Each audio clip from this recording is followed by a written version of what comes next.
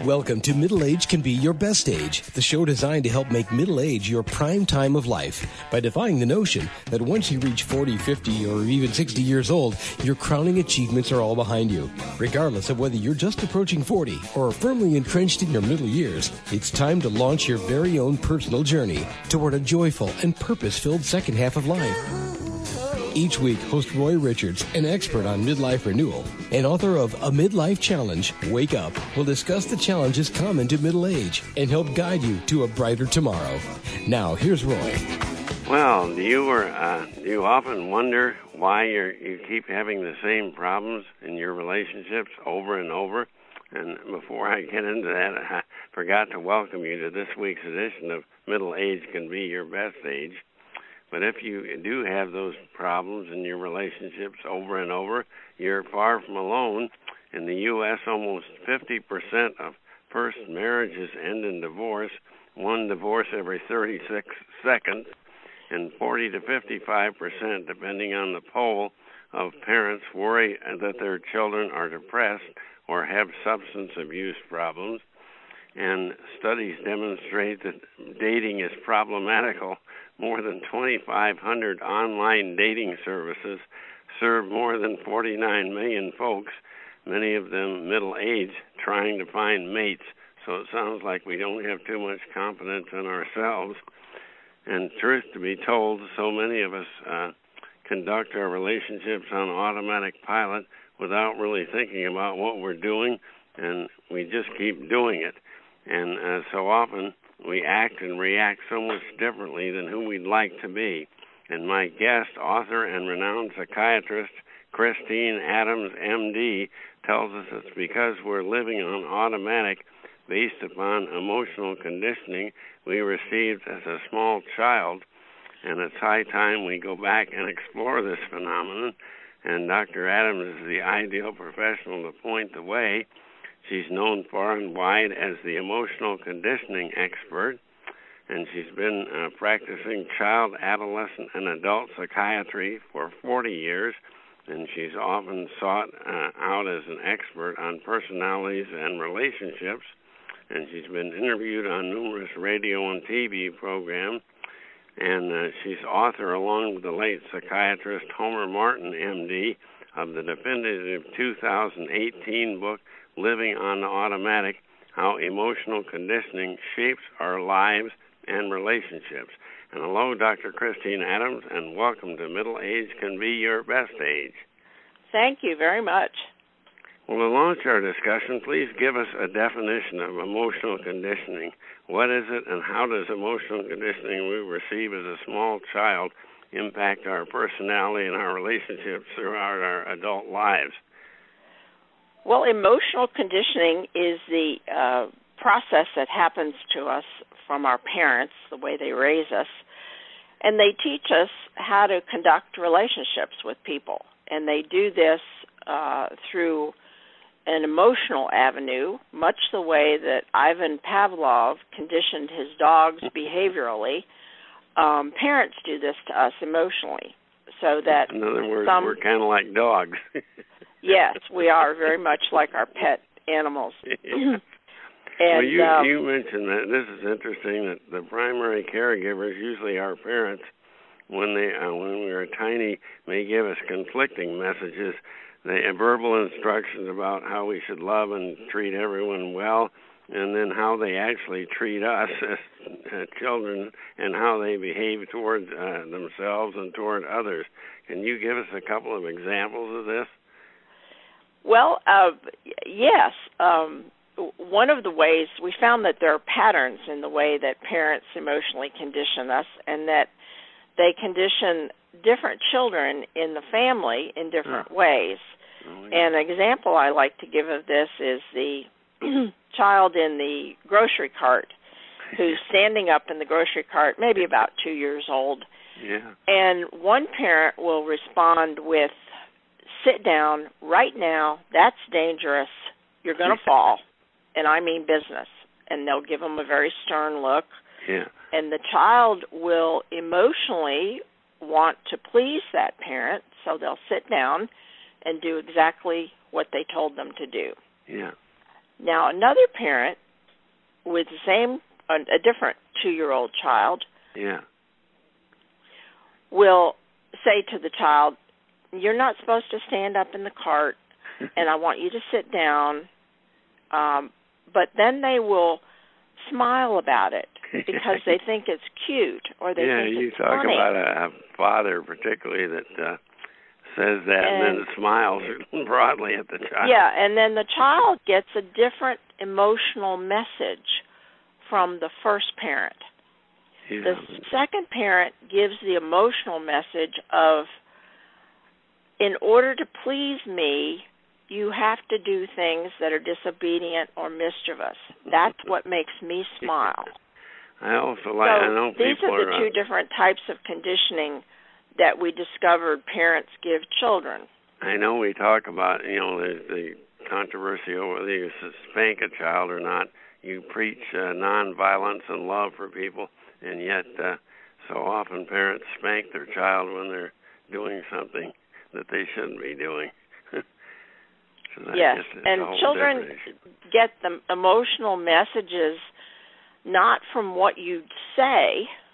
You can say to an unruly child, be better behaved. Yeah. But they're going to pick up on the emotional cues that allow them to misbehave. So they're going to do what you do or what unconsciously you communicate to them rather than what you actually say to them to do. Well, in the book's preface, Dr. Martin informs us that emotional conditioning creates two personality styles, omnipotent and impotent.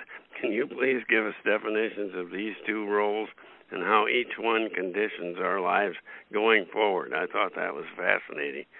Well, it starts from the two examples I just gave you of the kid in the grocery cart.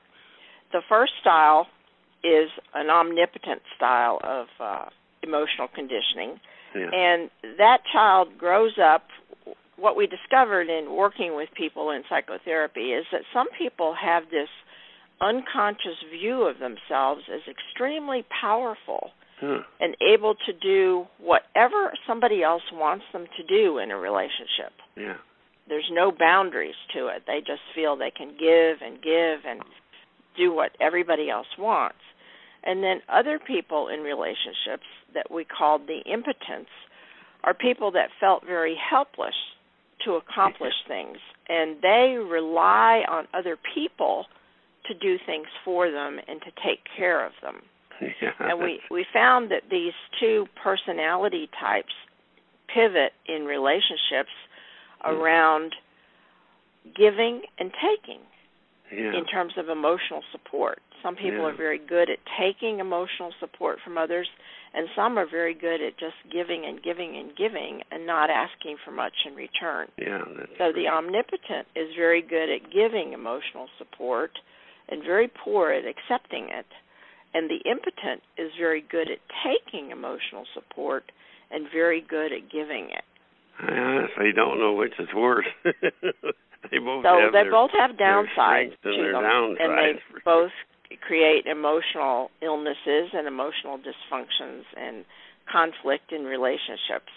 And that's what living on automatic is about. All the things that we found in working with people for a combined 80 years. We work with thousands of people in in-depth psychotherapy. Well, why do the ways of relating to others we learned as a small child often explode, as you put it, with dire consequences later in life? Well, because we're programmed or emotionally conditioned early on, we're not aware that our parents are doing this to us, and our parents are unaware that they're doing this to us. So we go along and it gets reinforced, and we practice these roles and this conditioning, and we grow up and say we're in our 20s or 30s, and we get married, and we think everything is wonderful. We found a perfect mate. And then children come along, and things start to unravel. And the seeds for this unraveling and conflict and parents saying, whose children are these? They don't resemble me or my husband. These things start to happen. People get interested in filing for divorce because they're having so much conflict. But the seeds for this were sown way back in childhood by age 3, when all of this conditioning started and the personality was created. So it seems to be a ticking time bomb that then explodes in middle age, which for your audience is good to know because they're middle age. And a lot of these problems don't start cropping up until people are in their 40s. Yeah. And they start asking, what is going on here? I thought I had the perfect mate. I thought my children were fine. And all hell is breaking loose. We often hear the commentary about marriage and relationships that opposites attract. Please give us the real reason why opposites attract. And is marrying your opposite a good practice for a long and calm and mutually satisfying lifelong partnership? Well, what we found is that when we talk about opposites, what we found is people that are oppositely emotionally conditioned. So omnipotence and impotence will often gravitate toward one another and get married, I think they would, because one is very good at satisfying the needs of others, and the other one is very good at accepting the emotional support. But they're fraught with hazard because since as a child each person learned only one way of relating to people, the impotent can't give to the omnipotent when the omnipotent needs it. And the omnipotent can't stop giving and say no when the impotent demands things that are unreasonable in a relationship. And so it blows up really later on. Great on each other, I guess. Yeah, and it's very common in first marriages for them to be opposite personality or opposite role condition types. Then sometimes in second and third marriages, I'm people not get a sure little wiser, we ever learn, because we seem to be caught in a vicious cycle, as you point out. Why do we keep dating? Sometimes people just marry the same type person over and over. Keep marrying the same unsuitable partners over and over. Right. Well, but sometimes people wise up and fall in love with somebody who's very different than their first mate. Yeah, that's the great situation. Well, let's turn to your book's title. What, in fact, do you mean by living on automatic? Generally, is living on automatic a good thing or a bad thing to do? Well, what we found is that this emotional conditioning in childhood causes people to live on autopilot. That's the automatic part of the title. Yeah. And when you live on autopilot, it's like the doctor taking the hammer and tapping your knee. Yeah. Your knee just jerks, and you have no control over it. Yeah. And so you react emotionally with a knee-jerk reaction to people that you're closest to. Yeah. Is what happens. And so if this occurs rapidly and it occurs without your thinking about the situation, it's just an automatic reaction, then you don't have any say-so over how you respond to people. Yeah, and that's so not a husband good. And wife don't have any thinking time about, well, wait a minute. You walk in a room and I get nervous, and I have no idea why I get nervous. And the first thing out of your mouth is you're asking me something to do, and I respond automatically and do exactly what you want without questioning, well, wait a minute. Do you really need this? Am I the best person to do it for you? Is it an outrageous thing you're asking for? Or how can I fulfill your needs maybe part way, but not all the way, because all the way would be unreasonable. Yeah. So well, let's you get have down.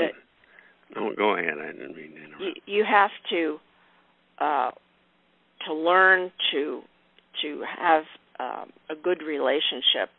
You have to learn how to push aside all the automatic responses and how to start thinking about what is the best decision for this person, these two people, in this situation at this time. Yeah, well, let's get down to where rubber meets the road. Let's say that you're not happy with your life today and your relationships, and you begin to realize that you have been living on automatic pilot based on that emotional conditioning as a child. Any suggestions on how to begin to decrease the automatic ways you're using to manage your relationships and learning to form new relationships and strengthen existing ones through conscious, intentional, mutually beneficial thinking and behavior. How do we get started?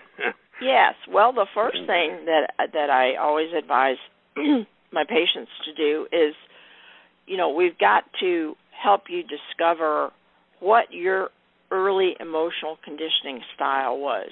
Yeah. What messages unconsciously did you get from your parents that dictated how you were going to conduct your relationships? Yeah. And then once people learn that, they can also learn to identify the emotionally conditioned role or style of their mate. Yeah. And then the third thing they can do is they have to observe the situations in their life where they tend to react automatically to their mate.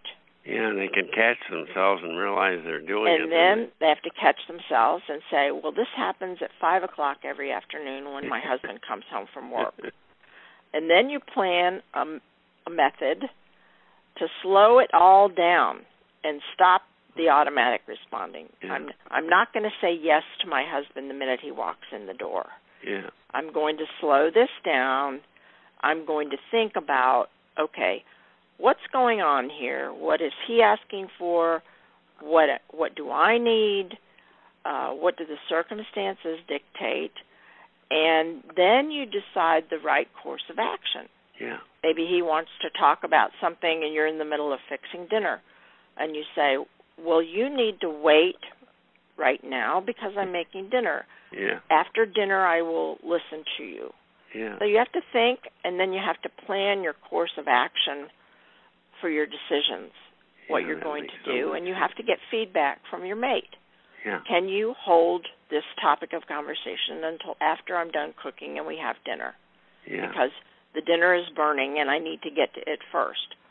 And if he says, no, it's very important, all right, then I have to turn off the stove and go and listen.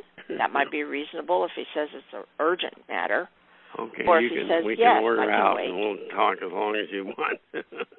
Yeah, so you have to delivered. you have to slow everything down in slow motion, and you have to decide, okay, what's going to be reasonable at this time for these two people and in this circumstance. Yeah, I can get you there. Well, let's talk a bit about your acclaimed book, Living on Automatic. Is your book written primarily for fellow mental health professionals, or can a lay person like me benefit from reading it? No, it's not written particularly for mental health professionals, although many of them have said they've enjoyed it. Yeah. It's written for general readers. It's pitched toward people who are middle-aged, late 30s to mid-40s, and older. A lot of grandparents have enjoyed the book. And people who are just beginning to ask questions about things that they see going wrong in their relationships. It's pitched at a 11th to 12th grade reading level. Oh. We have a lot of case examples. We have a lot of questions you can ask yourself.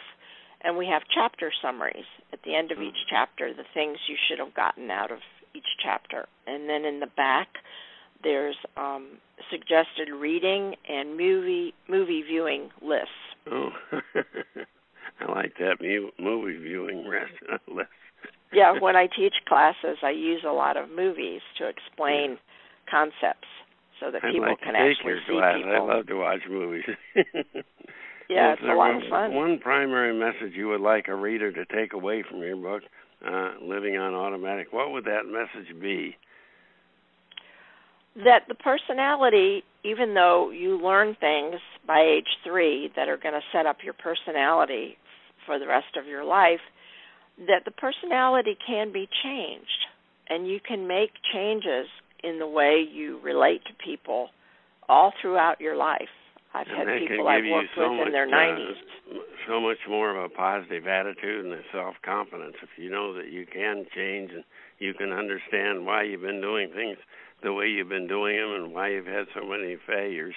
And, right. The problem is in much of the literature, we have not had the ways that Dr. Martin and I discovered of understanding people and helping them make changes. These have not been printed anywhere before.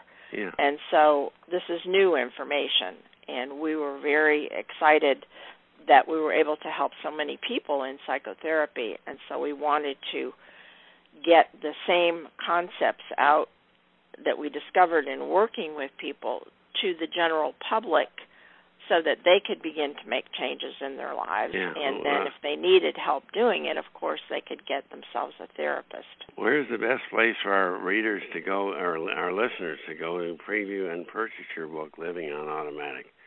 The book is available in 3 places, from Amazon.com, BarnesandNoble.com, and from the publisher, Praeger, Praeger.com. And it's available as an ebook and as a hardback.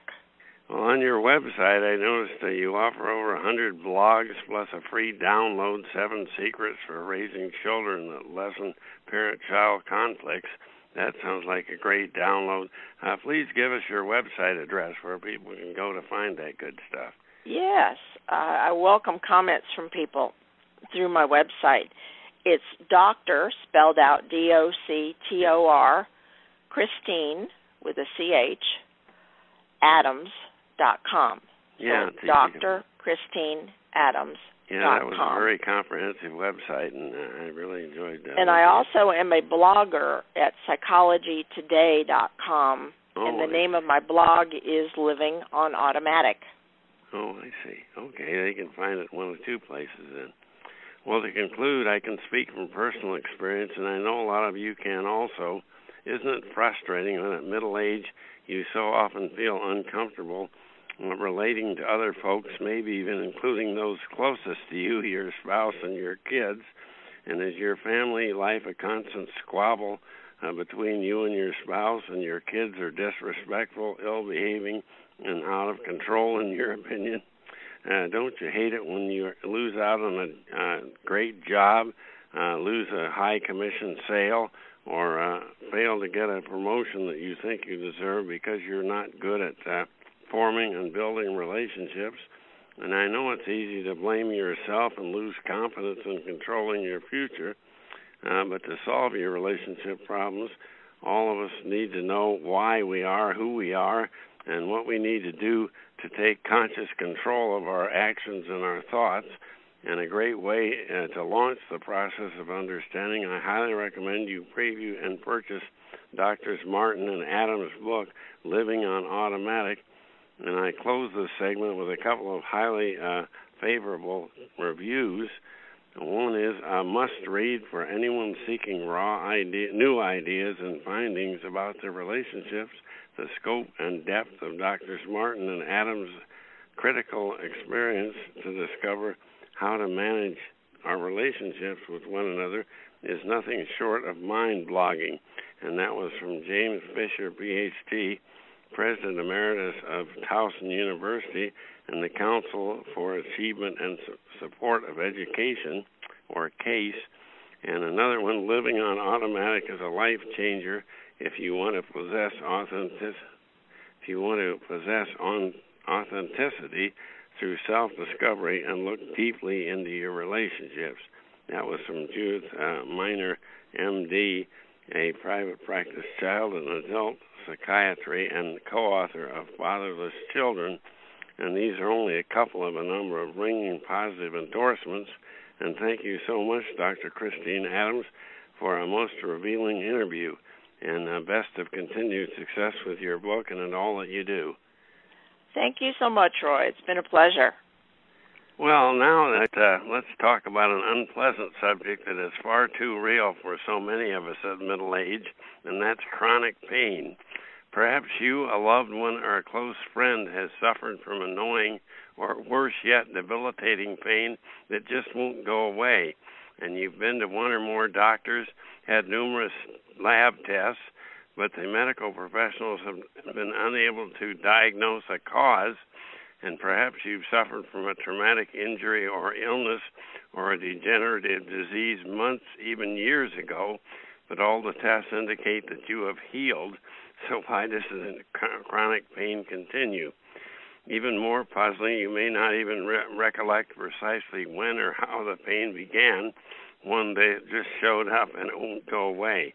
And my next guest, integrative health and wellness coach and certified acupuncture practitioner, Dagmar Bauer-Pragatano, tells us that chronic pain isn't always something that's always seen, but this doesn't mean it any less real. And chronic pain is a widespread problem that affects millions worldwide, hindering many from working, attending school, or socializing. And before I introduce her, here are Dagmar Bauer-Pragatano's background qualifications. She's an Arizona and California State Board certified practitioner of acupuncture and Chinese herbal medicine, and she graduated in March 1994 with a 4-year postgraduate Master of Science in Traditional Oriental Medicine degree, and she was in private practice from 1995 until 2005, receiving many referrals from physicians and other healthcare providers, and she presently operates the Restorative Acupuncture Clinic in Phoenix, Arizona, is a member of the American Association of Oriental Medicine and of the Society of Acupuncture Research, or SAR. And hello, Dagmar Bauer-Pragatano, and welcome to Middle Age Can Be Your Best Age. Hello, Roy, and thank you so much for having me. Well, to begin our discussion, you have a couple of great examples you've had in your newsletter recently.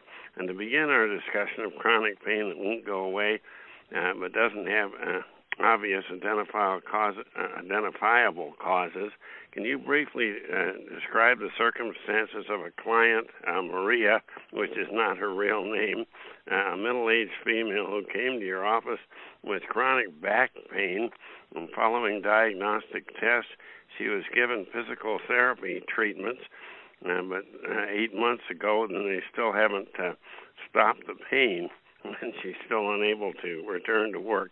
What strategies finally helped Maria move forward to not only manage her pain, but to experience a breakthrough concerning her own self-value? What were some of the treatments that you did for her?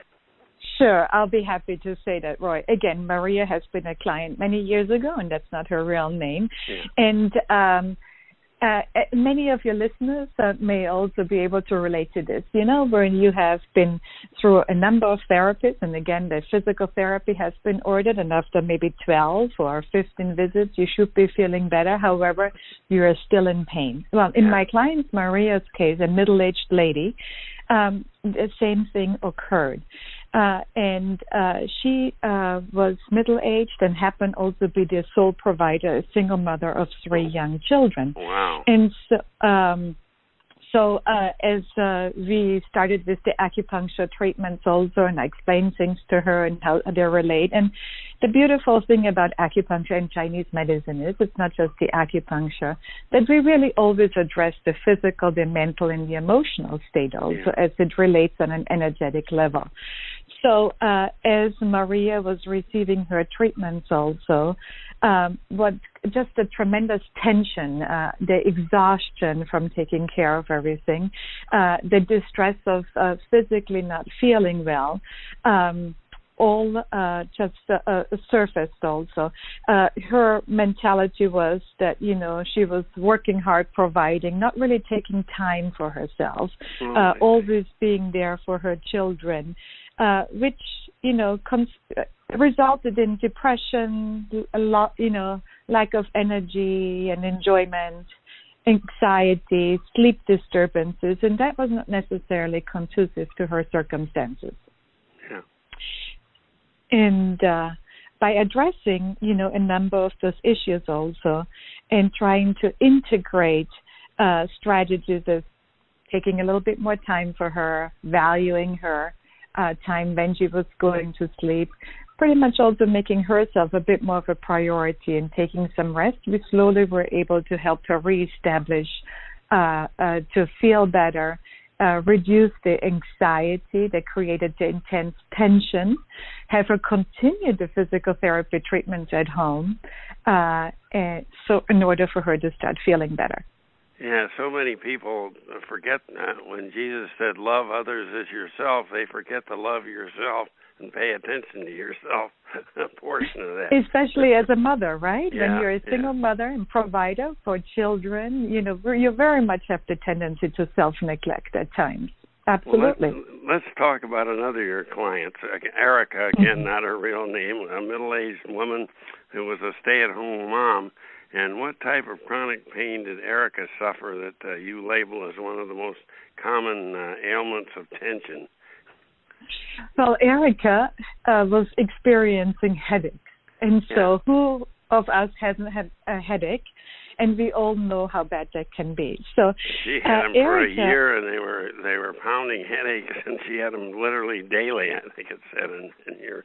More or less, yes. Yeah. And so what was happening in Erica's life was also that she has tried different approaches. And, of course, we always want to rule out with your physician that there is no serious disease underlying the concerns. Yeah. And as so often, most people find me as an acupuncturist, oftentimes just as the last resort, right? You have tried a different routes, and so finally let's try the acupuncture.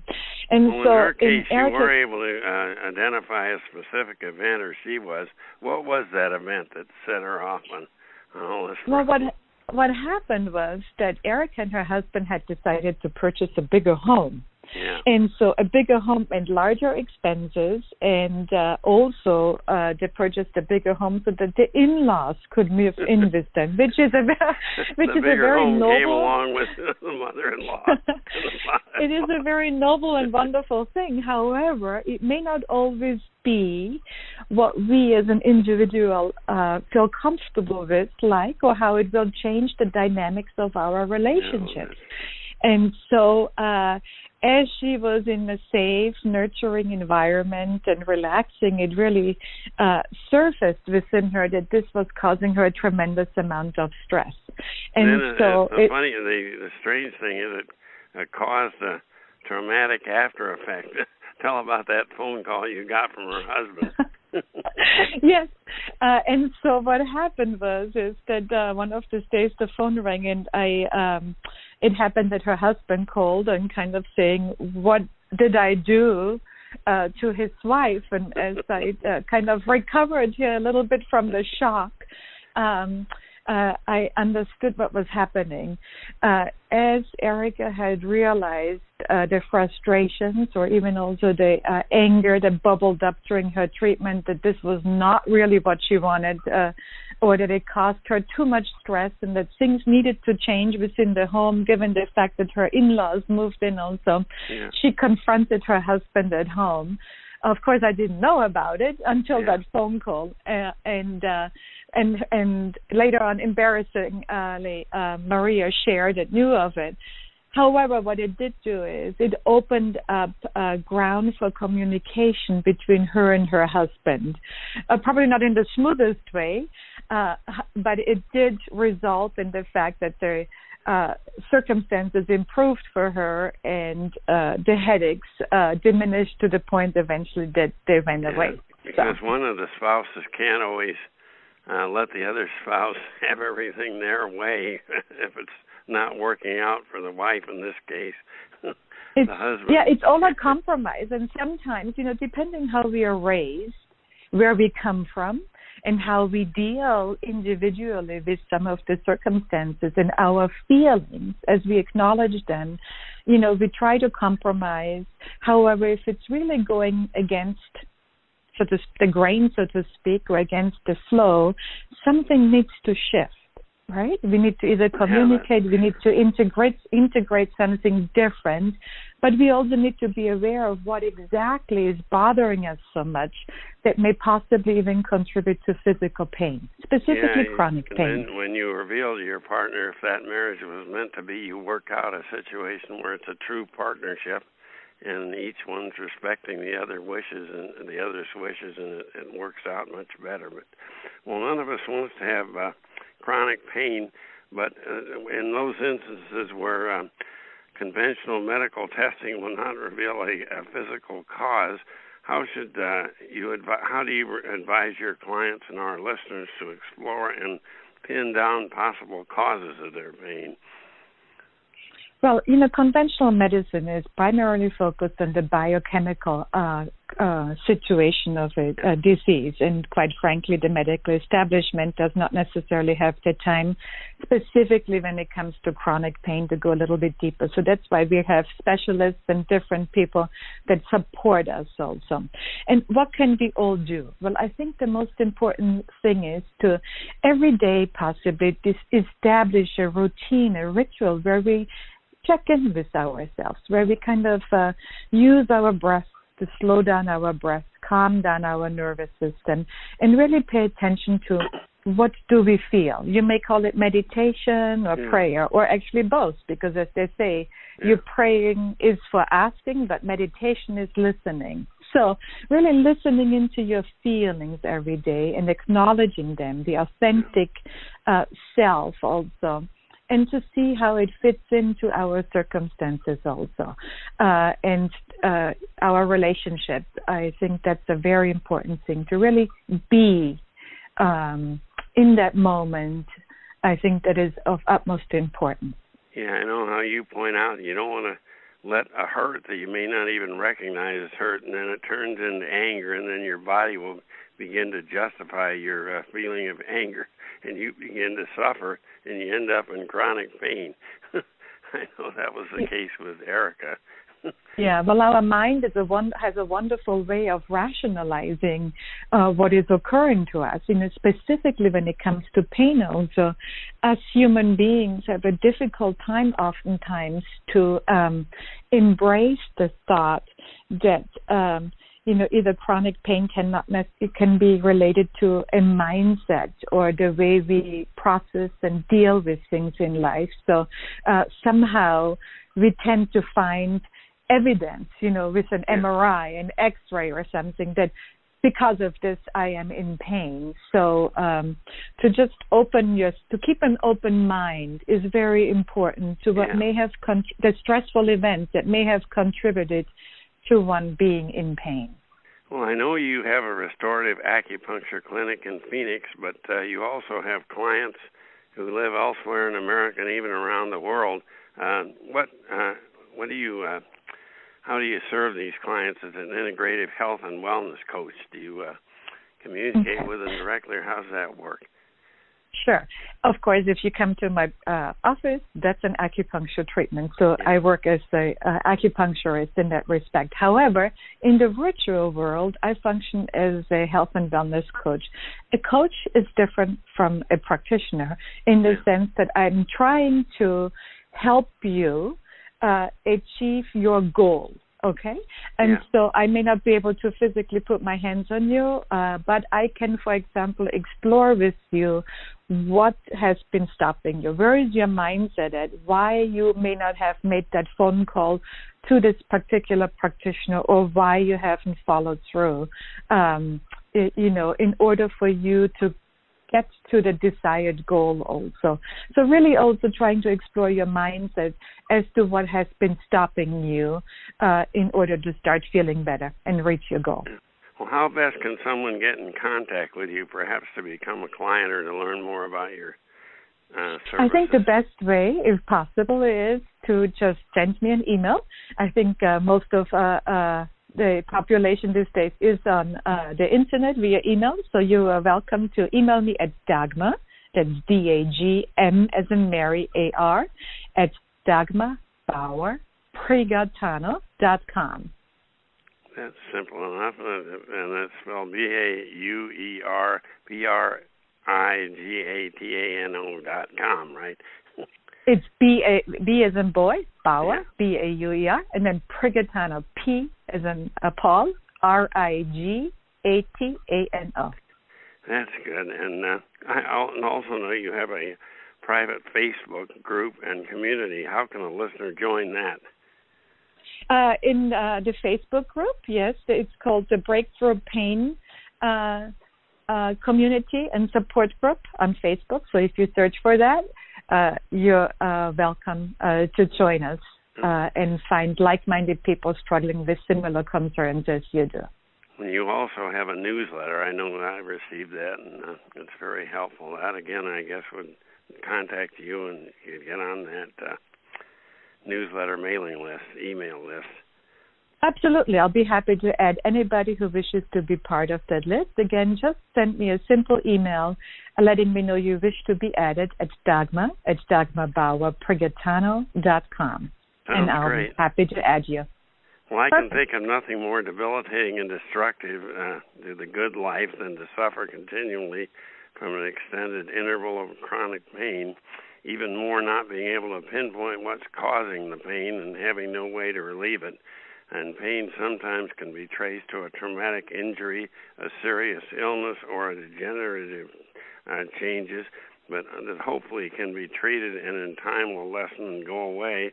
But as my guest, Dagmar Bauer-Prigatano, points out, the pain may defy conventional diagnosis and may take on a life all of its own, disrupting your activities and destroying your peace of mind.